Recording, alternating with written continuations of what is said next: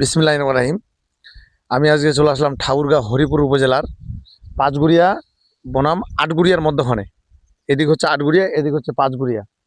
তো মূলত যে আমি কয়েকদিন আসলাম, প্রায় বছরখানেক হয়ে আসতেছে। এই যে রাস্তাটা দেখতে পাচ্ছেন, এদিক ভ্যানও আসতে চায় না, কোনো গাড়ি আসতে চায় না। না আসার উদ্দেশ্যটা হলো মানে এই যে রাস্তার যে অবস্থাটা, তাই মূলত রাস্তার কাজটা হতে হতে কীভাবে যে বন্ধ হয়ে গেল আমি জানি না। কিন্তু বন্ধ হওয়ার কারণে যে লোক যে যাওয়া আসা করতে পারে না, আর যে ধুলা ময়লা মানুষের যে সমস্যাটা হচ্ছে, এবং রাস্তার যে যাওয়া আসার সমস্যাটা, গাড়ি ঘোড়া, মানে কি বলবো, আর আমি নিজেই যাইতে পারতেছি না। আপনারা যদি কেউ এই রাস্তাতে যাই থাকেন তাহলে আপনারা অবশ্যই কমেন্টে আমাকে জানাবেন যে রাস্তাটা কী অবস্থা। কোনো লোকে যাইতে পারতেছে না। আমি আজকে ভ্যানটা নিয়ে যাইতে চাচ্ছিলাম, ভ্যানওয়াটা আসতে চাচ্ছিল না, এমনিতে গাড়িতে তেল নাই। তো ওই ভ্যানটা নিয়ে আসলাম, ও যাইতে চায় না। তা আপনাদের সরকারের প্রতি আমার দাবি, যেন এই রাস্তাটা যে কাজটা আপনাদের চলমান আছে, কাজটা দ্রুত যেন শেষ করা হয়।